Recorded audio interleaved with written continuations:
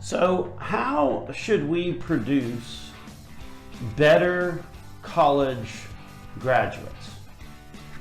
Might be an interesting topic, considering that a lot of college grads are graduating with a bunch of debt and maybe not as big a skills as we might want them to have. Combined with the fact that we're also on the program going to be talking with you about the latest new limits on retirement accounts. We've got all of that coming up here on the program, so stay tuned for all of that. My name, of course, is Joel Garris. I'm a certified financial planner, certified financial fiduciary with Nelson Financial Planning, where our team of certified financial fiduciary stands ready this week to help you change your life with a successful and cost-effective financial plan. So I guess before we get to the new 401k limits, it's important that we talk a little bit about Washington. Washington of late seems to be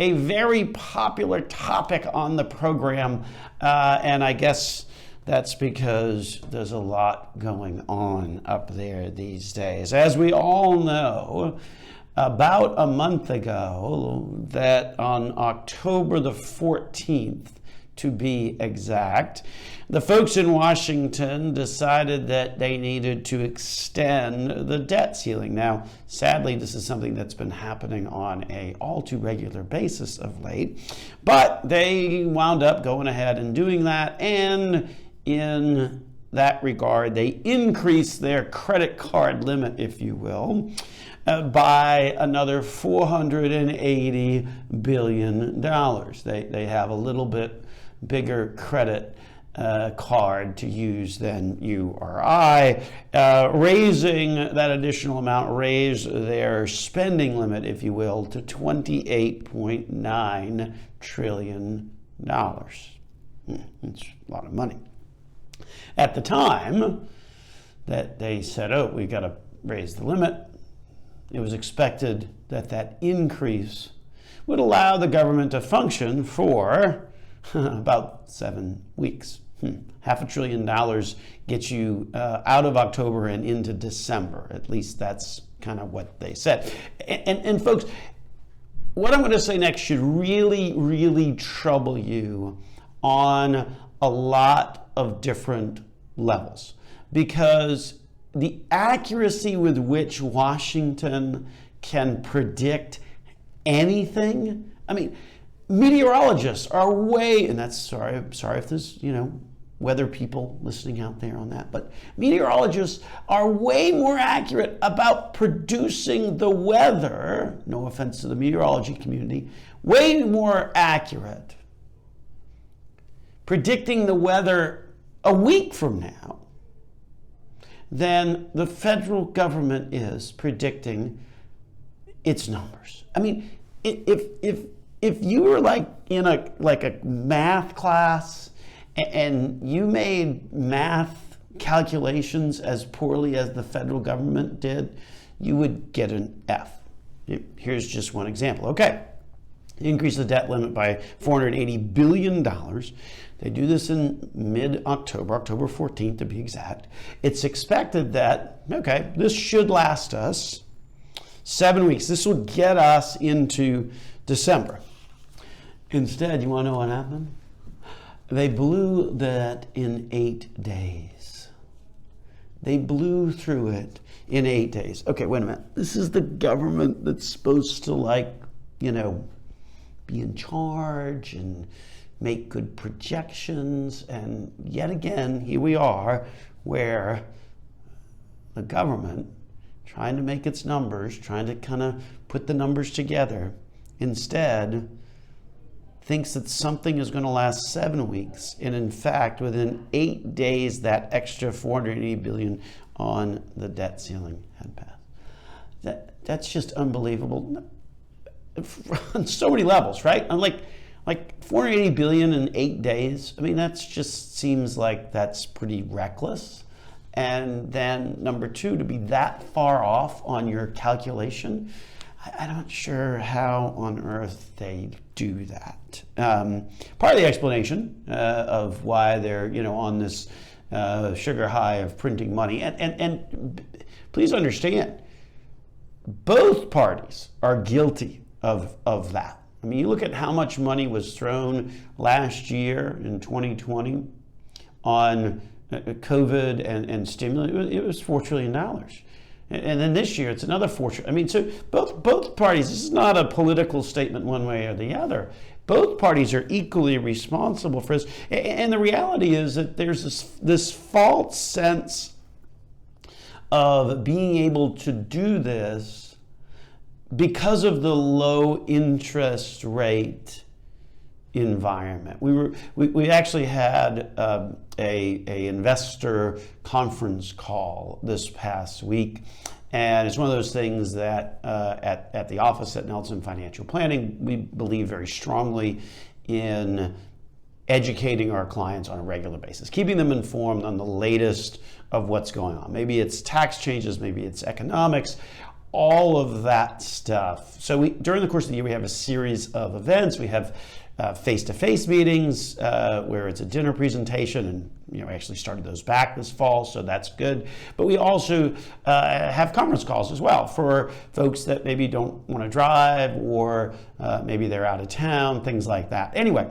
so this past week we had one of those calls, and we got on the topic of interest rates and this notion about interest rates being historically low.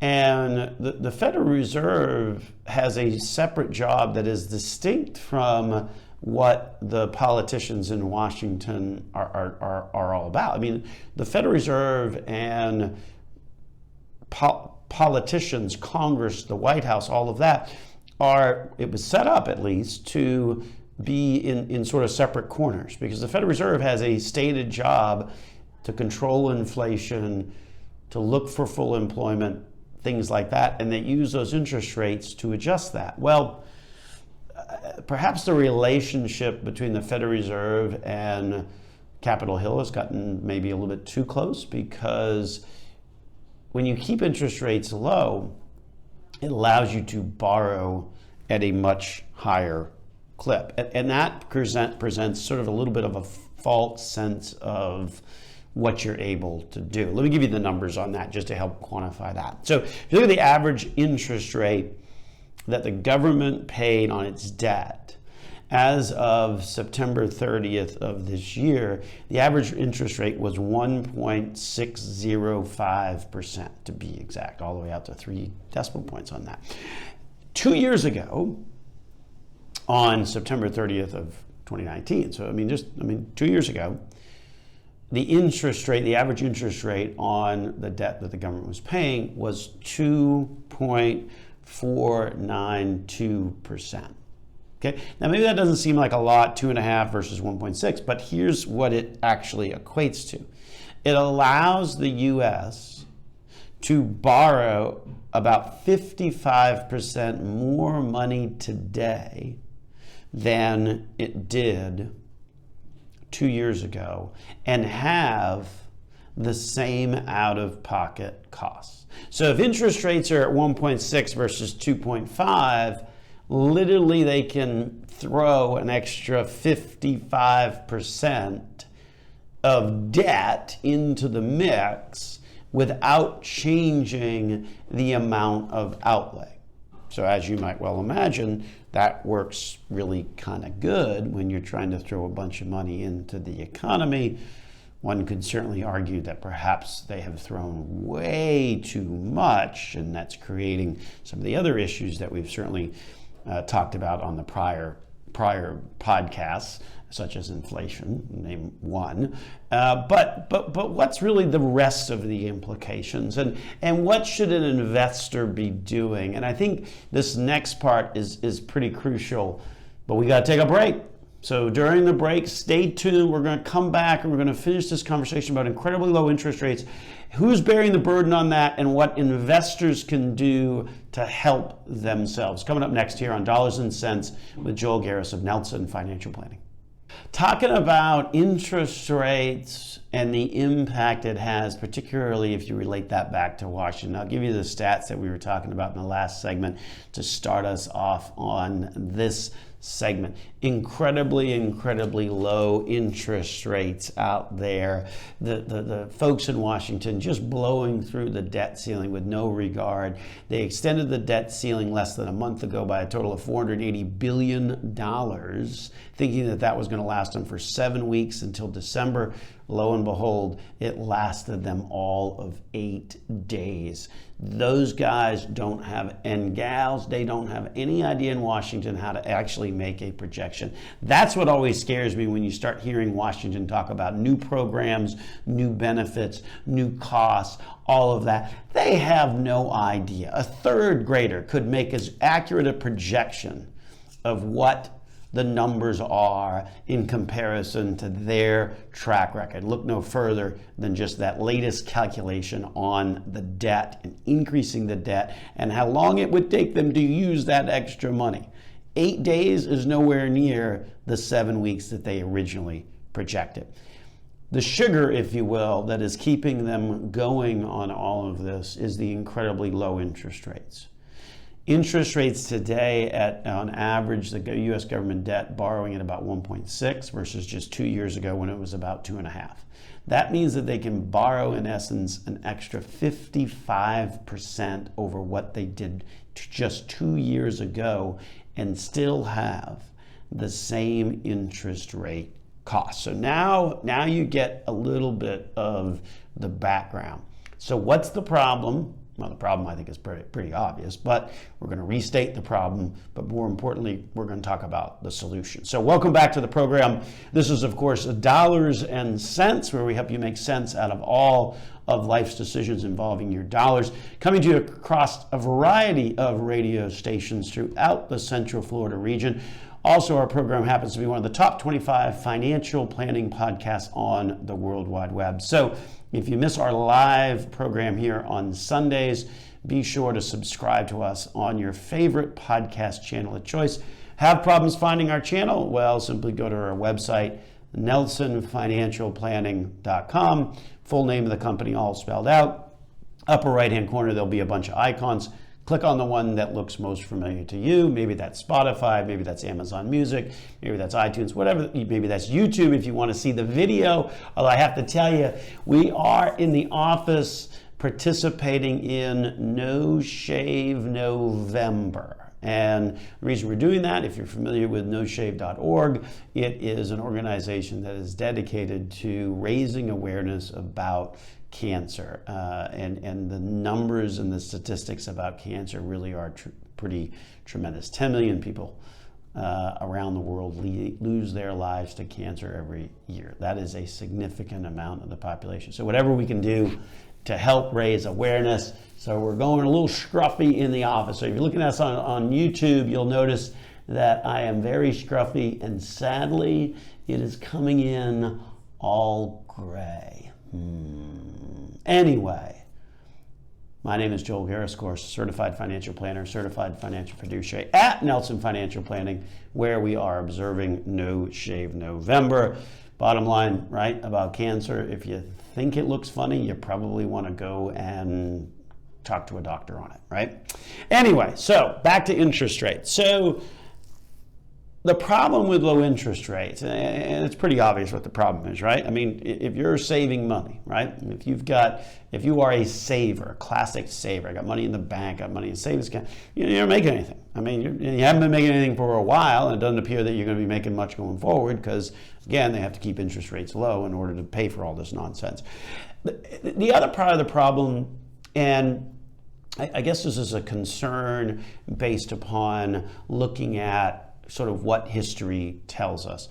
And anytime you have a lot of cash and people not particularly satisfied with the returns of it just kind of sitting, then you see cash sort of chasing new and shiny. And I think out there today, there's a lot of new and shiny that I think is attracting some cash that otherwise would not, in a normal time, not really be chasing after it. I mean, if I remember not all that long ago where you had money markets that were making 5%. If you had cash and you were making 5%, chances are you might not be thinking about, maybe, okay, what's going on with cryptocurrency or something like that. 6,000 or over 6,000 cryptocurrencies, maybe it's up to 7,000 now.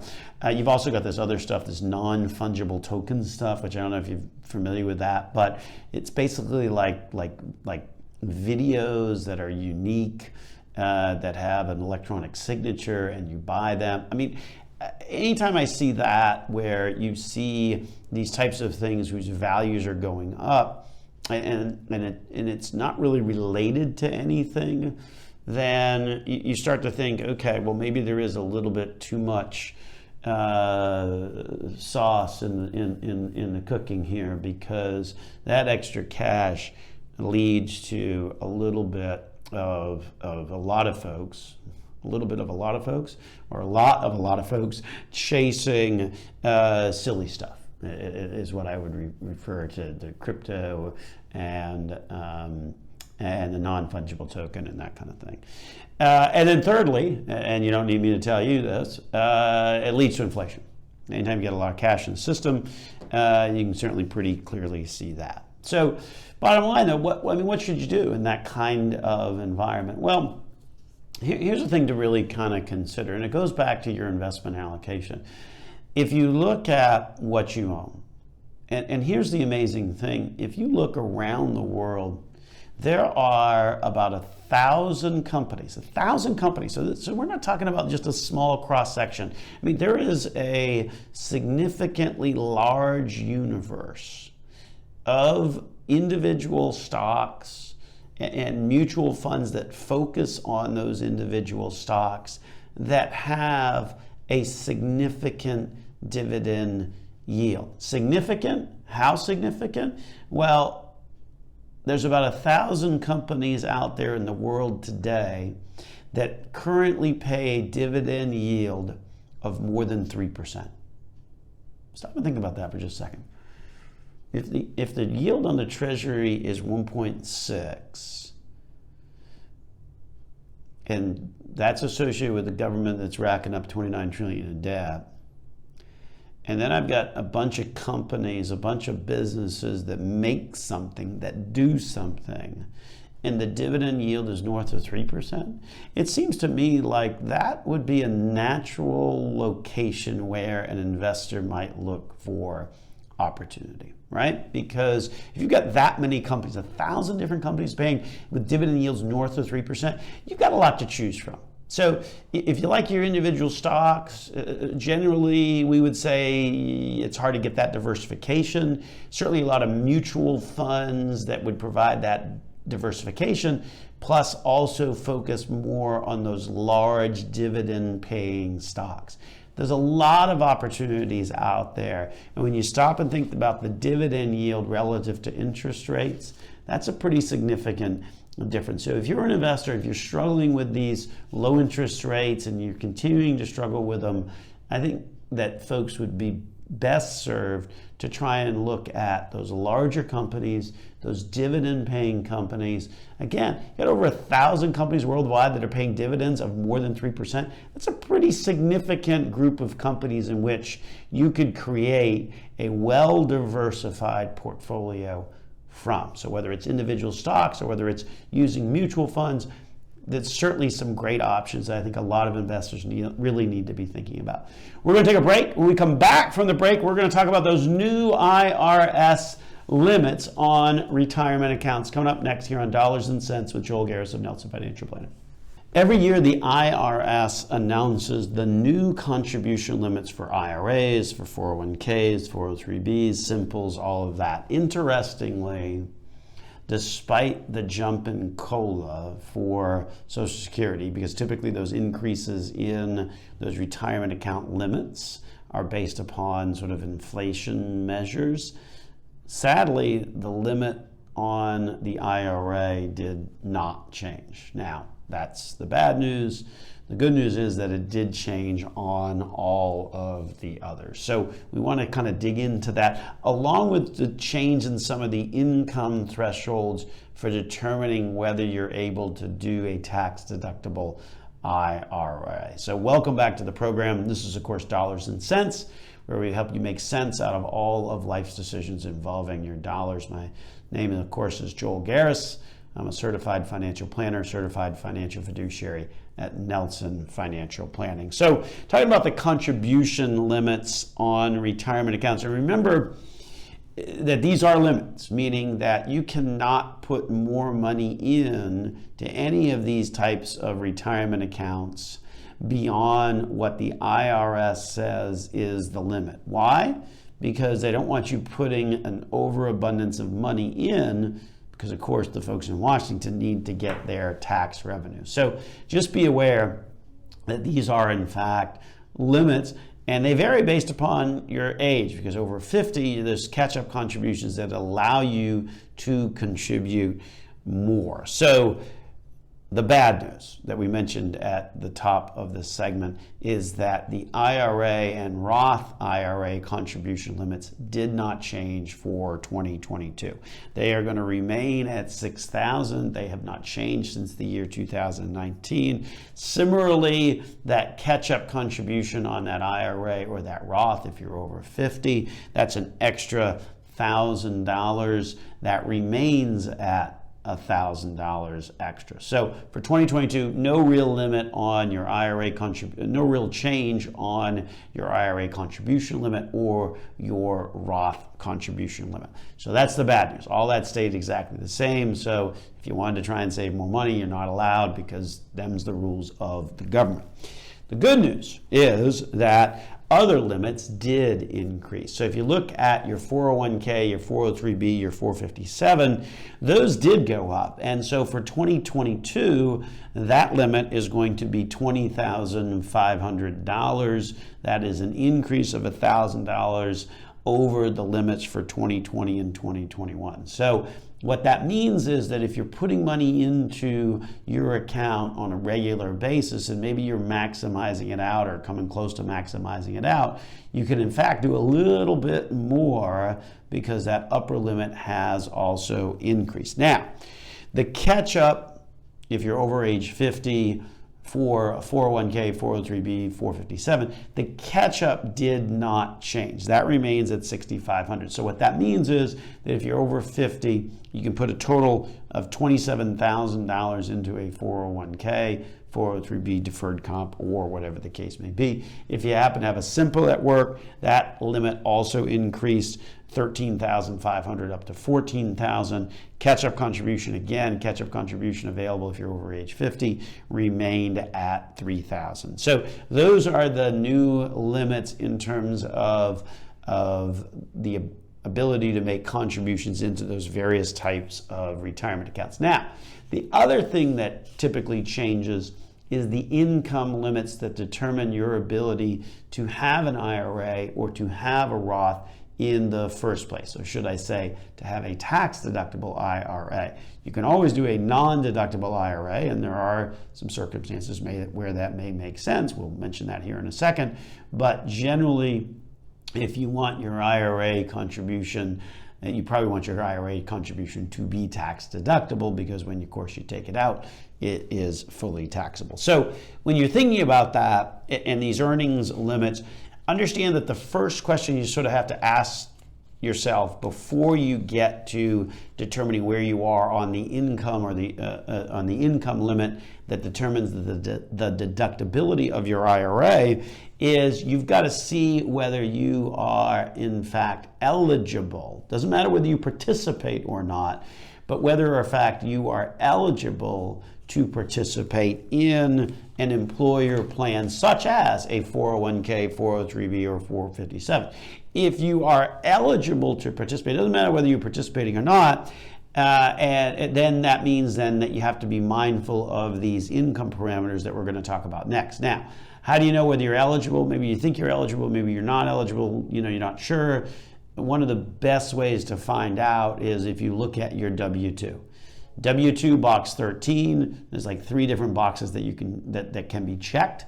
The middle one says retirement plan. If that box is checked, then that means that you were in fact eligible to participate in some form of a retirement plan that your employer offered. Which means then that you get to step 2, which is, okay, if I want to make my IRA contribution deductible, then I need to observe certain income parameters. So those income parameters, just like the contribution limits for 401ks, 403bs, 457s that increase, those income limits also increase so that if you are single, you're able to get that tax deduction into an IRA, even if you have a plan at work, starting at about $68,000. That's an increase above this year's limit, which was at $66,000. Now there's a phase out that happens over the course of the next $10,000 for that single filer. And so those are the parameters to determine whether you in fact can get that tax deduction for the IRA.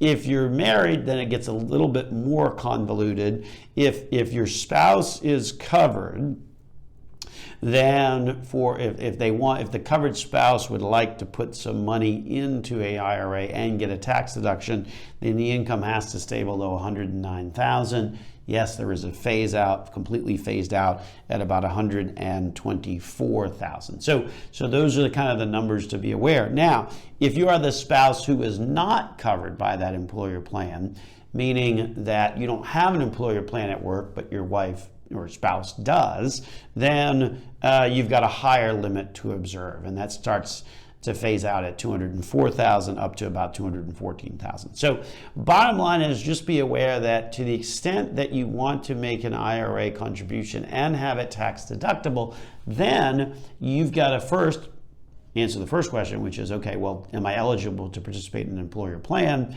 And if I am not, then it doesn't matter what the income is, then you're going to be able to make that IRA contribution and get a tax deduction. If you are eligible, then you've got to observe these different income parameters. If you're married, then it becomes looking at what the story is for both you and your spouse. So that's the analysis on the IRA. Obviously, what happens is they push up those income limits, so more people will be able to at least take the tax deduction for that IRA as they continue to increase those income limits. Let's talk, that's the IRA side of things, and those are the new limits. Let's talk a little bit about the Roth side of things. The Roth side is always a pure income test. It doesn't matter whether your employer's got a retirement plan or work, it's always a pure income test. If you're single, those income limitations are higher than they were previously. 100 starts to phase out at about 129,000, up to fully phasing out at 144. Married, filing joint, it starts at 204. That's up from about 198. So again, what we see is as they sort of look at raising the contribution rates for retirement accounts, even though you did not see an increase in the contribution limit for an IRA or a Roth this year, what they did was they expanded the income levels so that more people could be able to participate if they wanted to. So just be aware that there's definitely some income limitations that apply, whether it's you're doing an IRA or a Roth. We mentioned after-tax contributions to an IRA. That is a great strategy to do the backdoor Roth, meaning I put money in, so I'm not otherwise eligible to do a Roth, or I'm not otherwise eligible to do an IRA for whatever the reason is.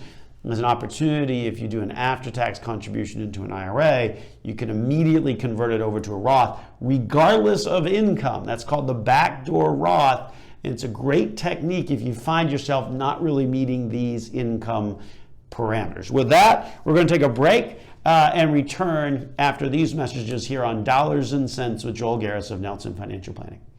So the kids are off to college. Maybe if you're like me, you're fortunate that in a week or so, well, yeah, about a week, that they will be returning from college for at least Thanksgiving break. And one of the questions that we always hear, particularly about college kids these days, I mean, there's over 1 million students each year that graduate from college, 1.1 million. And obviously this is a topic that's near and dear to my heart. I've got 2 of my 3 boys off at college these days. And unfortunately, a lot of that 1.1 million students that graduate from college every year are saddled with a lot of debt.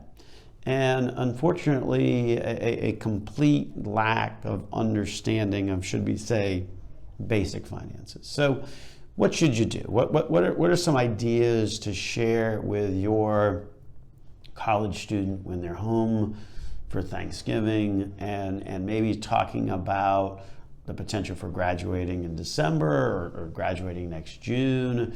My oldest will graduate a year from June. And what are some of the things to sort of talk to them about to prepare them for life after college and how to understand the finances of all of that? So we've got some great tips here in this segment of the program. Welcome back to Dollars and Cents, where we help you make sense out of all of life's decisions involving your dollars. Central Florida's longest running radio program, also happen to be one of the top 25 financial planning podcasts on the World Wide Web. So be sure to check us out on your favorite podcast channel of choice. My name, of course, Joel Garris. I'm a certified financial planner, certified financial fiduciary at Nelson Financial Planning, where our team of certified financial fiduciaries stands ready this week to help you change your life with a successful and cost-effective financial plan. After all, that's what we're trying to do for these college grads with this segment of the program, right? So 1 million plus per year graduating from college, often a lot of them saddled with debt. How do you get them started out in life better prepared than, I would say, probably anything that they learned in college? I mean, there's real world skills and there's college skills, and I think sometimes folks aren't as informed on the real world side of things as they should be. Well, it starts, of course, with basic financial education, basic financial understanding. And this is a commentary on the entire educational system. I mean, the life skills that are taught are basically non-existent. When I was in school, I did a home ec class, I did a shop class. I mean, those were part of the programs, no matter where you were, okay? You took those classes. And the other class that I think is largely missing is just a basic financial education class. I mean, these are true life skills that our educational system doesn't teach like they used to. And so that means then that the burden is on the student, the individual, to sort of learn these things. Now, the good news is, at least when it comes to financial education, that there's a lot of resources out there, much more resources, of course, with the advent of the internet than there was, 20 odd years ago. There's all kinds of books, all kinds of apps, great YouTube channels. For example, Nelson Financial Planning YouTube channel, where you can kind of observe the program. Also, Dave Ramsey, very popular radio show host, has a lot of books out there. We actually keep a sort of an inventory of his Total Money Makeover book in our office, and give it to young couples or folks that are just kind of starting out, that don't really have a baseline understanding of finances and financial education. And so that's a good resource to be able to use. So but number one is, of course, to become financially educated, right? If you don't really know something about something, it's good to get educated about that. And there's a lot of resources out there. So to help your college kid get more in tune with the real world, that would start with helping with some basic financial education. And the next item would be to sort of introduce what is often referred to as the 50-30-20 rule, okay? So how the 50-30-20 rule works is so if you graduate, you get fortunate enough to get a job, then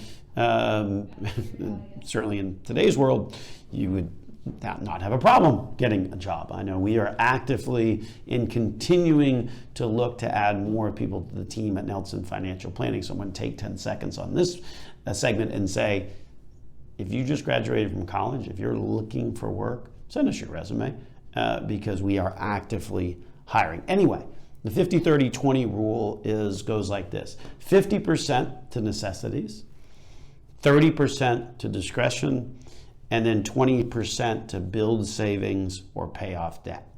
50, 30, 20. 50% necessities, 30% discretionary, eating out, Starbucks, blah, blah, blah, all that stuff. 20% to building savings and paying debt. In other words, the 50, 30, 20 rule kind of helps provide a framework for that B word, that budget, if you will. And in today's world, with all the, these phones that are basically supercomputers in our pockets, you've got the ability through apps, through tracking, through all of that stuff to be able to do that far more successfully than and easier than what you were able to do just 10, 20 years ago. Important concepts on that 50, 30, 20 rule is make sure the 20% comes first. That's the piece that you're going to use to build savings, pay off debt. It's the notion of paying yourself first. Great way to do that is just set up auto contributions, whether those are auto contributions coming out of your paycheck into an employer retirement plan or auto contributions going into an IRA or a Roth. All of that can be automated so it happens each and every month on the same day, same amount. That's the best way to do that. It's a great way to institute that pay yourself first concept. Number 3, sort of on this list of things to be talking to your college grad or soon to be college grad about to get some basic understanding of real world finances. And it kind of goes hand in hand with what we were just talking about in terms of budget. More importantly, to really look at the expense side of things, particularly to try and determine what's the difference between necessity, that 50% rule, versus that discretionary item, that 30% rule. It's hard. A lot of people will confuse wants and needs and wants. The reality is that by looking at those expenses and adding them up each and every week, adding them up each and every month to really see the amount of money that you are spending on that. And then, as a side note, particularly on the expense side of things, be careful with those student loans. Obviously, those are a major issue for college grads these days. And the hard part is that most folks find that they owe more than what they started with, because if you don't pay the interest along the way, those loans that you took out freshman year, the interest kind of gets added into them. If it's a subsidized Stafford, then no, that doesn't happen. But for all other loans, then it does. And that means at the end of those 4 years, you're going to owe more on that loan than what you originally borrowed. So watch out for that. The other thing that we would counsel people to do is be careful about these extended payout options.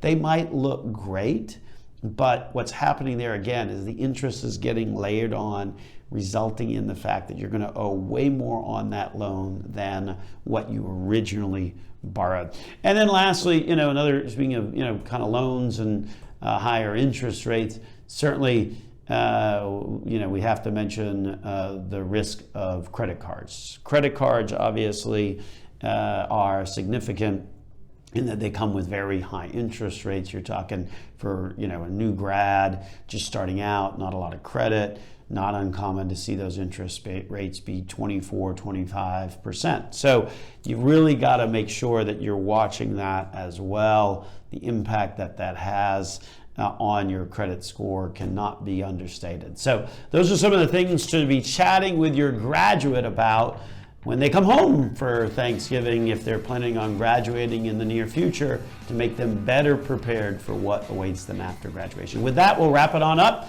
Thank you for listening to the program. This has been Dollars and Cents with your host, Joel Garris of Nelson Financial Planning.